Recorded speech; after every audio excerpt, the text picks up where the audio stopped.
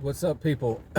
I just came across, I think it's Mr. Locario. I feel like I keep pronouncing that wrong, but whatever.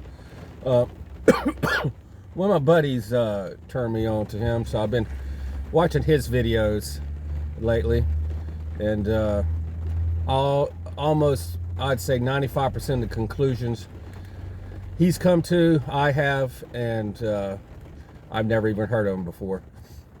But since I know he's one of the real ones, I wanted to just give a friendly challenge of the best true story of being in the game. I'll probably lose this one, but hey, this is just for fun.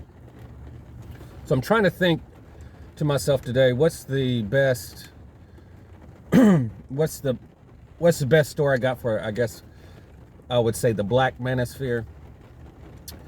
And I was thinking about some shit I forgot about. This was 20 years ago when I was in downtown Raleigh, North Carolina, at a place called Jillian's. I think Dave and Buster's bought them out now, so it might be Dave and Buster's. Anyway, so I'm at the bar by myself. I think I just went out by myself. I'm drinking, it's probably Jim Beam and Coke. And this dark-skinned woman comes up to me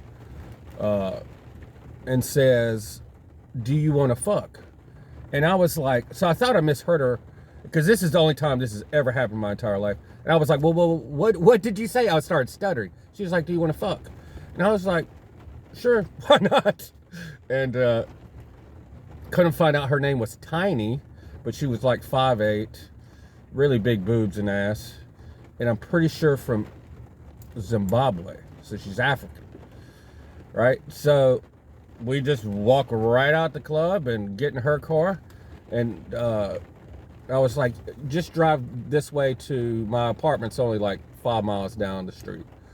And she keeps trying to park on the side of the road. It's like, "Hey, do you want to fuck here?" And I'm like, no, just keep going. It's my my apartment's it's pretty close. So get back to my place. Start messing around, start having sex. Then in the middle of sex, she starts crying. So I get off of her, and I was like, "What the fuck's going on? Why are you crying?" And all this shit. And she's like, "I'm married." I'm like, "Ah, shit." And then I think we're on the floor, get on the couch, and then we just kind of relax for a couple minutes, and then we go back to fucking again. It was on the floor, on the couch, it was everywhere. After we get done, she gets ready to leave, and she was like, "Hey, do you want these?" And she's dangling her thongs. I'm like, "For what?" She's like, "For a trophy." I'm like, I didn't shoot down a fucking, a safari animal. I was like, "Nah, you can keep them." And so yeah, that was the crazy. That's the only time in my entire life a woman walked up to me and asked me if I wanted to fuck. So yeah, that was pretty wild. And so this is why I've like always been, if you have a girlfriend or a wife who she goes out drinking without you, you have an open relationship whether you like it or not. And I was also thinking about the old days, because I haven't been with I only deal with crazy white chicks now. I haven't been with a black woman probably in over 10 years. But during that time, I want to know if you guys remember these, if you're over 40. Do you remember getting on blackplanet.com and messaging people and to go hook up? There was also this booty call website.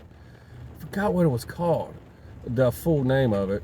And then, which was hysterical, was this chat line. You could just call up on your phone and talk to different people.